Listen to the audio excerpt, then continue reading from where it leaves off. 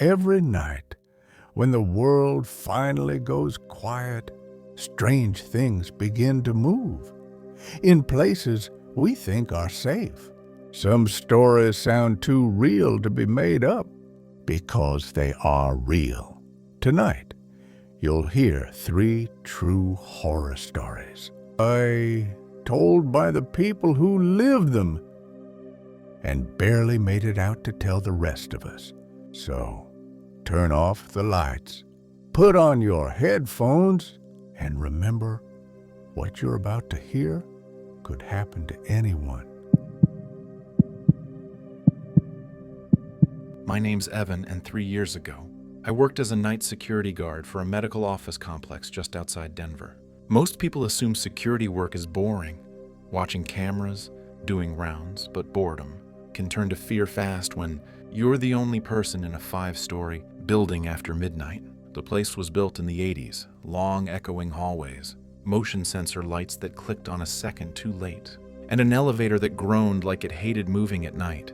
My shift started at 11 p.m. and ended at 7 a.m. I usually sat in the monitoring room, half awake, sipping burnt coffee and scrolling through 12 CCTV feeds. The cameras weren't high quality. They showed shapes more than people, black and white, grainy like old film.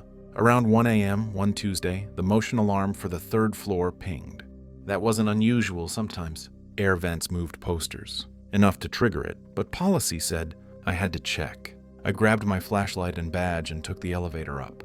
When the doors opened, I expected darkness, but the corridor lights were already on. Someone had walked there recently. I called out, "Security! Anyone still up here?" My voice bounced down the hallway, came back softer. All the clinic doors were locked, the way they should be. Yet when I reached the end of the hall, one room light was still glowing behind frosted glass. Suite 312, an empty dermatologist's office. I looked through the glass. A chair, a desk, a waiting room plant, and what looked like a shadow moving across the back wall. I froze, then the light flicked off. I opened the door. It was locked from the inside. That didn't make sense. Only tenants had those keys, and no one should have been there after 8 p.m. I noted the time, 1:14 a.m., and filed a report. My hands shook a little, but I convinced myself it was just a glitch or a cleaning worker who forgot to clock out. Back at the control room, I rewound the hallway camera. At 1:12 a.m., the footage clearly showed someone walking towards Suite 312. But here's the part that chilled me. The figure looked exactly like me. Same build, same jacket, even the same limp I'd had from an ankle injury. He, or it, walked into the frame, disappeared into 312 and never came out. Meanwhile, I was watching it happen live from downstairs. I checked other cameras, hoping for a trick of light, but every angle that should have shown that person just glitched static. Only the shot of the hallway was clear. My brain fought between 2 ideas. 1, the cameras were looping old footage, or 2, someone was copying me. Neither felt possible. At 2:30 a.m., the elevator chimed on its own. No call button pressed, no keycard swipe recorded. I stared at the monitor. The doors slid open on the 3rd floor, stayed open 10 seconds, then closed. So I went back up. When the elevator reached 3, the doors opened to the same hallway. This time the air felt colder, like walking into a freezer. I checked Suite 312 again. Locked. Then 3 slow knocks from the other side of the door. I said, "Maintenance? You're not supposed to be here." Silence. Then, in the corner of my eye, I saw the motion sensor light at the far end turn on, then off, then on again, as if someone was pacing. I took 1 step toward it, and every light in the hall flickered out. The emergency lights glowed dim red. My flashlight beam shook across the walls, catching the reflections of the glass doors. In one pane, I saw a silhouette standing just behind me. I spun around, nothing. But the silhouette in the reflection stayed, slightly delayed, like bad playback. That's when my radio crackled. It was my own voice coming through, recorded earlier that night. "Security, anyone still up here?" Then static. I bolted for the elevator. It took forever to arrive. When the doors opened, the same silhouette flickered in the metallic reflection, right beside me. I hit lobby. The doors closed. Back downstairs, I ran to the control room and pulled up the live feed of the elevator. What I saw made me feel sick. The camera showed 2 people standing inside, me on the left, and my double on the right, staring straight at the lens. The screen glitched. When it cleared, I was alone. At 3:15 a.m., I called my supervisor. He told me to stay put and he'd check the footage in the morning. When he did, he found nothing. All recordings between 1 and 3 a.m. were corrupted, static, gray blur, no sound. I quit 2 weeks later. The building's still there. I drive past sometimes on my way home from my new job. They replaced the security system, installed new cameras, new guards. Last month, one of them messaged me on Facebook. "Hey man, weird question. Have you ever seen yourself on the monitors?" I didn't reply. But sometimes, when I'm stopped at the red light outside that complex, I look up at the third-floor windows, and every once in a while I swear I see someone there, standing in Suite 312, wearing my jacket, watching me drive away. I didn't reply. But sometimes, when I'm stopped at the red light outside that complex, I look up at the third-floor windows, and every once in a while I swear I see someone there, standing in Suite 312, wearing my jacket, watching me drive away.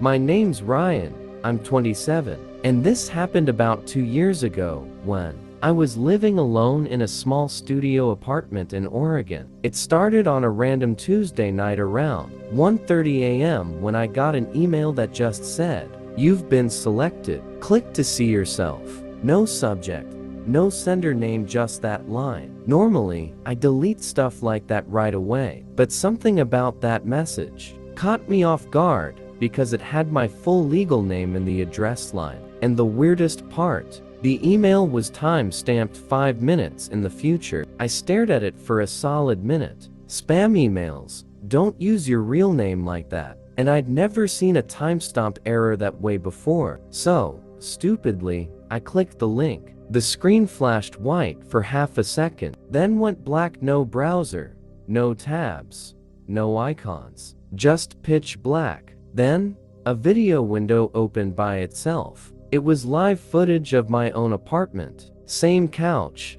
same coffee mug on the table, even the same hoodie draped over the chair. Except, I wasn't in the frame. Someone else was. A man was sitting exactly where I was sitting, wearing my clothes, facing the same laptop. And when I leaned closer to the screen, he leaned closer too, but his eyes were wrong. They were too dark. Like his pupils filled the whole thing. I tried to close the tab, nothing. Pressed escape, nothing. Then my webcam light turned on by itself. That's when the man on screen smiled. I slammed the laptop shut and pulled the plug from the wall. My heart was racing so hard it hurt. After about 10 minutes, I convinced myself it had to be some kind of deepfake. Someone had hacked me, maybe using an old photo. I opened my phone to call my friend Luke, who works in IT. Before I could dial, got a text from an unknown number. "Why did you close the screen, Ryan?" I froze. No caller ID, no area code I recognized. Then another, "You invited me. Don't hide now." I turned off the phone, tossed it across the room, and sat there in total silence. That's when I heard something coming from the closet. A soft, scraping sound, like someone dragging a shoe across the carpet. Now, I live in a studio apartment, 1 room, barely 400 square feet. I could see the closet from where I sat. Door slightly cracked open. I grabbed a kitchen knife and inched toward it, trying not to breathe too loud. When I reached out and yanked the door open, my laptop screen lit up on the couch behind me. It had powered on by itself. And on the screen, the video feed was back. But this time, the camera wasn't showing the couch. It was showing the closet from inside. From behind me, I spun around. Nothing there. The closet was empty, no one inside. No holes, no cameras. But then the video on the screen shifted again. It showed me exactly as I was standing there, holding the knife, looking at the monitor. A live feed. Except it was a few seconds delayed.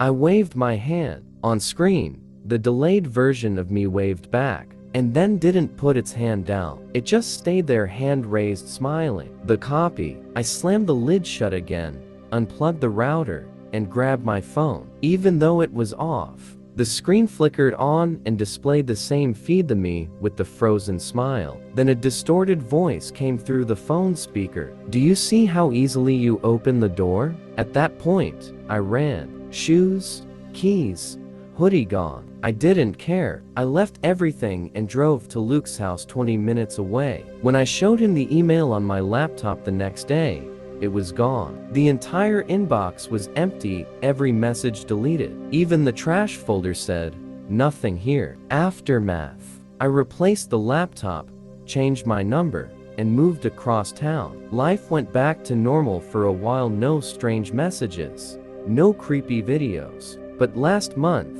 I got a package in the mail. No return address, no name. Inside was a USB drive labeled, "You shouldn't have clicked it." I didn't plug it in. I threw it in the dumpster behind my apartment complex and tried to forget it. That night, around 3 a.m., I woke up to a faint glow in the room. My new laptop, brand new, had turned on by itself. A folder sat open on the desktop. Inside it was one file named Ryan2 MP4, and right below the file, the text chat window popped up. Someone typed, "The first one was you, the second one's me."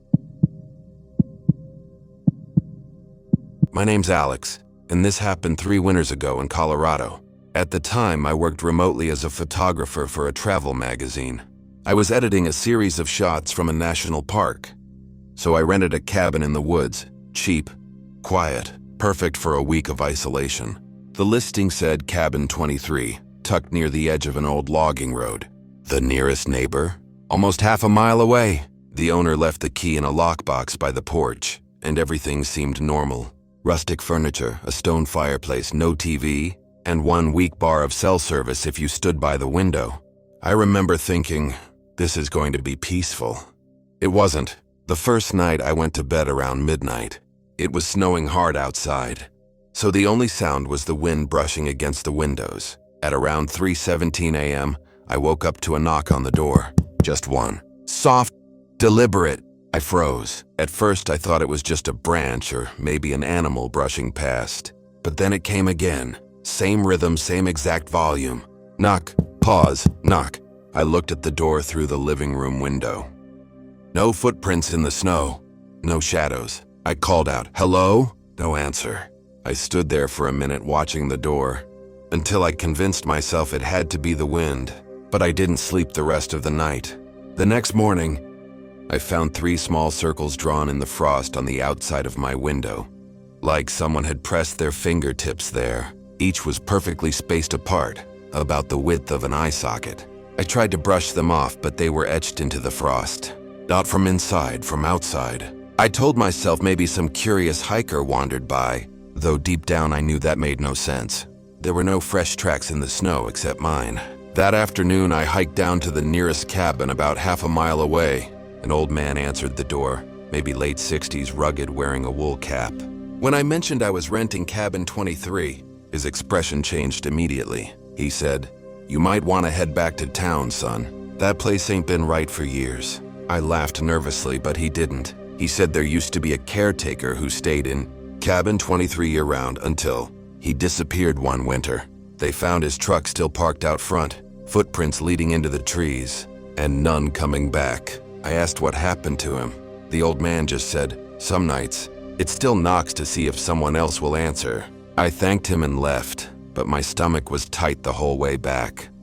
That night, I lit the fireplace and left some music on my phone to drown out the silence. Everything was fine until around 2:50 a.m.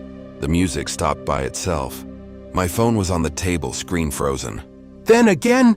Knock, pause, knock. This time it came from the back door, the one that opened out toward the woods. The nearest light was 20 yards away. I grabbed my flashlight and pointed it through the glass. There was nothing there, just snow swirling in the wind. Then I heard something new, a whisper. It came from the other side of the door, low and rough, like someone speaking through wood grain. Cold inside. I stepped back, heart pounding. The flashlight flickered once, and when it came back on, there were 2 handprints on the glass, long fingers pressed flat against it from the outside. I didn't sleep that night either.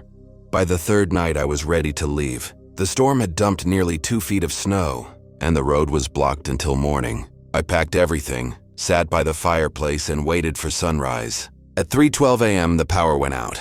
Everything, lights, heater, phone, dead. The only sound was the fire slowly dying out. Then came the knock again. Knock, pause, knock. But this time, it wasn't just the door. It was the walls, the windows, the floorboards all around me. Dozens of soft knocks coming from every direction, all in that same rhythm. I grabbed my camera, my only light source now, and started recording. The footage is still saved on my hard drive. At the 30-second mark, you can hear me whisper, "Who's there?" And right after that, clear as day, a voice answers, "You're inside." We knocked to see who's left. Then something brushed past the back of my neck, cold, wet, like a hand made of ice. The camera cuts out. I woke up at dawn with my head against the wall, the fire long out. My gear was scattered, my phone dead, and on the inside of the door were 3 small circles drawn in ash. When I finally made it back to town, I went straight to the sheriff's office. The deputy just sighed when I mentioned Cabin 23. He said, "We've boarded that place up twice this year already." A week later, I got an email from the cabin rental company. They apologized for a miscommunication and offered a full refund. But at the bottom of the email, I noticed something strange.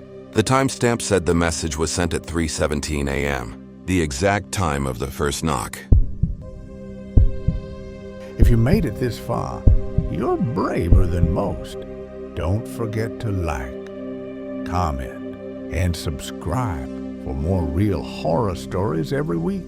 Sleep tight if you can.